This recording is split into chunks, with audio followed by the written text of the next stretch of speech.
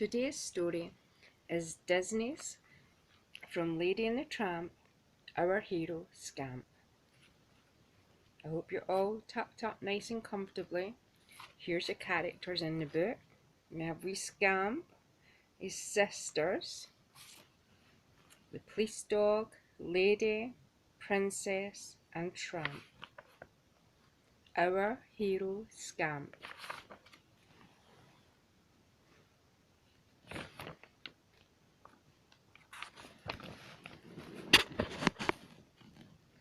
"Be careful, Scamp," Lady called, as she watched her son dash across the yard. "Don't bounce the ball too hard." "All right," the grey puppy answered. Scamp bounced the ball to his sisters. "Catch!" he shouted. The sisters liked playing ball in the garden. It was fun and safe, and they never got dirty. But Scamp grew tired of the game. "Can we go to the park?" he asked his father Tramp.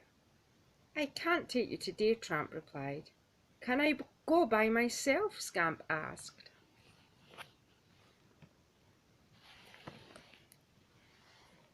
Tramp had lived on the streets before he had met Lady. He understood how his son felt, and the park wasn't very far away. "All right," said Tramp finally. "You can go for a quick run in the park, but don't go anywhere else." "I won't," I promised Scamp. Scamp bounded out of the yard and into the street. There was so much to see. He stopped to watch two cars, honking and beeping at one another.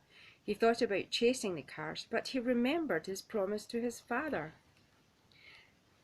Scamp peeked down the alley. He saw a pack of large dogs snarling at a little white puppy.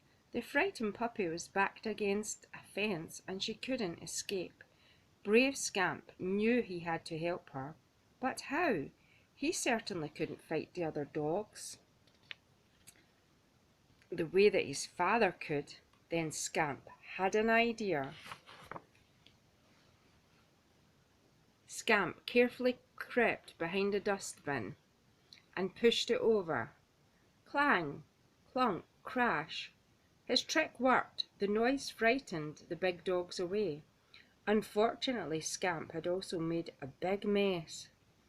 Empty tin cans, apple cores, and even a black mask and some gloves were spread all over the ground.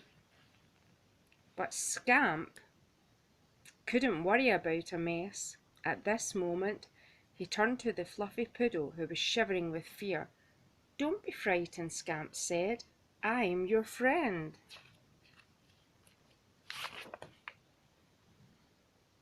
The poodle smiled at Scamp. "Thanks. My name is Princess," she said, "and you're my hero." Scamp liked being someone's hero. "Why were those dogs bothering you?" asked Scamp. "Because they wanted this," said Princess, pulling something from behind the box. Wow! Scamp's eyes widened in front of him. It was the biggest bone he had ever seen. "Would you like to share it with me?" Princess offered generously. "Sure," Scamp replied, licking his lips. "I haven't had dinner yet." But before they could taste the delicious-looking bone, the two puppies were startled by a sudden noise. Someone was coming down the alley.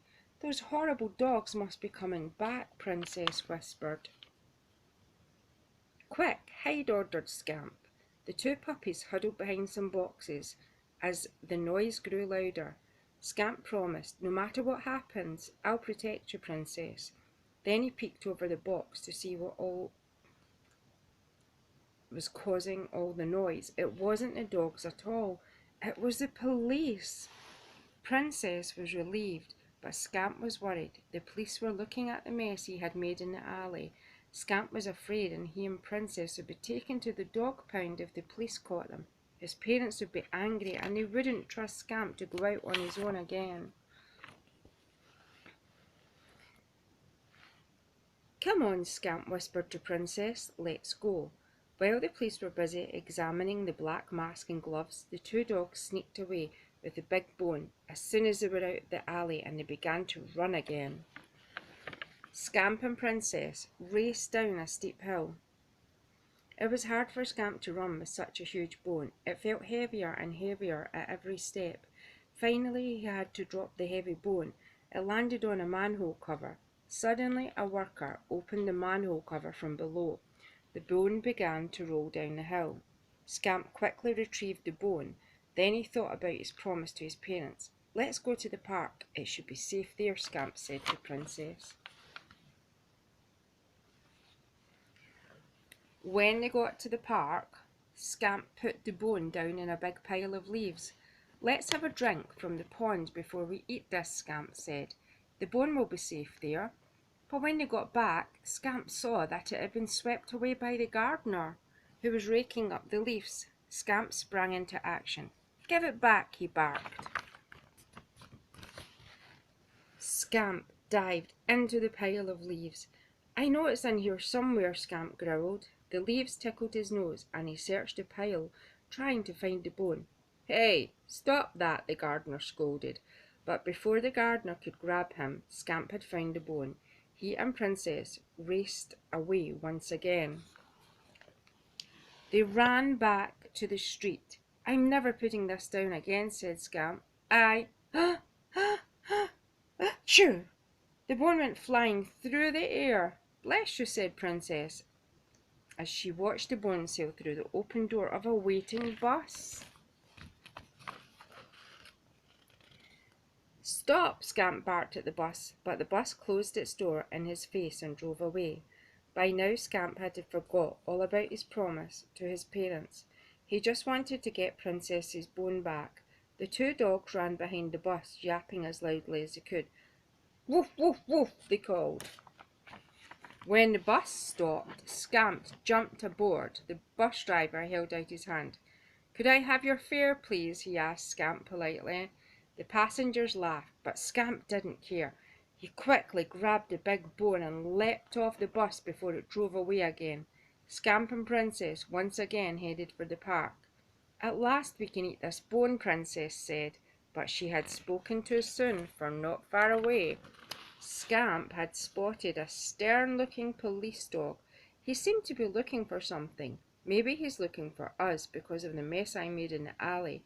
Let's get out of here," Scamp whispered urgently to Princess. Scamp and Princess ran to the other side of the park. Unfortunately, the big dogs had chased Princess earlier, and they were still there, and they still wanted the bone. "Run!" shouted Princess, but as Scamp tried to get the huge bone through a gate, it got stuck. Scamp was trapped. Scamp closed his eyes. He was sure the big dogs were going to get the bone, but when he opened them, the big dogs had left. Instead, the police dog was towering over him. "What's going on here?" demanded the big dog. Meanwhile, back at the house, Lady and Tramp were worried because Scamp had been gone for so long. "He should be home by now," said Lady, looking troubled as she peered out of the gate. "I think we should go and look for him." Tramp decided firmly. He hoped that his son wasn't in any trouble. But trouble was exactly what Scamp thought he was in. The puppy knew that he must tell the police dog the truth. "I made all that mess in the alley," Scamp confessed courageously. "But he did it for good reason," said Princess, standing up for her friend. "He did it to save me and my bone." The police dog said gruffly. "Kindly stand back and allow me to examine the evidence." The police dog sniffed and inspected every inch of the big bone.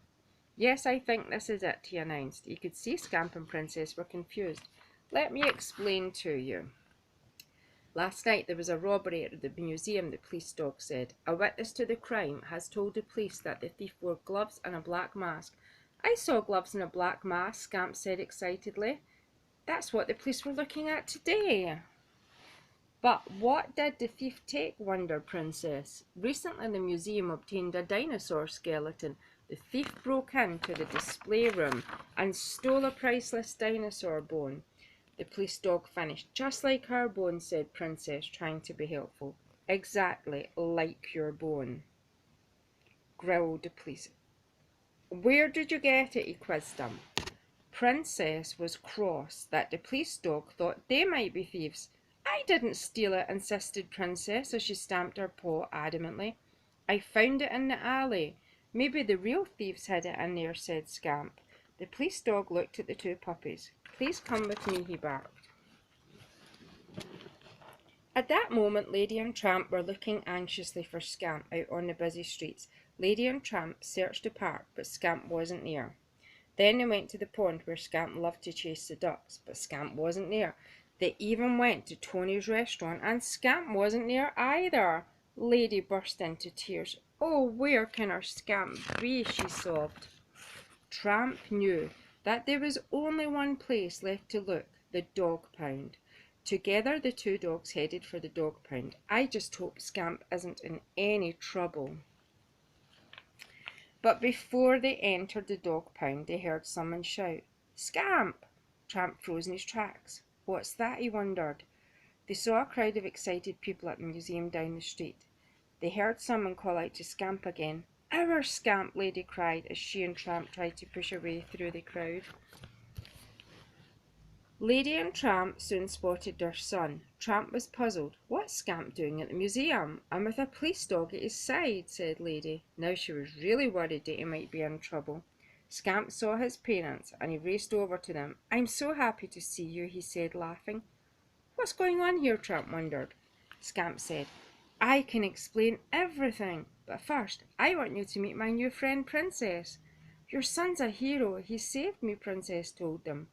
Lady smiled at Princess and turned to Scamp. But why didn't you come home from the park? I'm sorry I broke my promise, Scamp apologised, but I had to help the police clear up the robbery first. Lady and Tramp watched as people took photos of Scamp and Princess and the big bone. Oh, I'm so proud that our son has helped the police, said Lady. Proud, answered Tramp truthfully. I'm amazed our Scamp isn't a troublemaker. Our Scamp is a hero. Suddenly, the head of the museum announced loudly, and now our heroes will be putting the stolen bone back where it belongs. Scamp and Princess put the bone in exactly the right spot. It fitted the dinosaur skeleton perfectly. It's just like putting the last piece in a giant puzzle, Scamp said, chuckling. And thank you to our little heroes, we've prepared a little feast. The head of the museum motioned to a long table with a flourish. Scamp licked his lips. He had never seen so much delicious food all at once. And at last there were stacks of bones for him and Princess to enjoy. Yum, yum, Scamp shouted joyfully. Bon appetit. Scamp, Princess, and everyone else quickly tucked into the incredible banquet. This more than makes up for the big bone that we didn't get to eat, said Princess gratefully.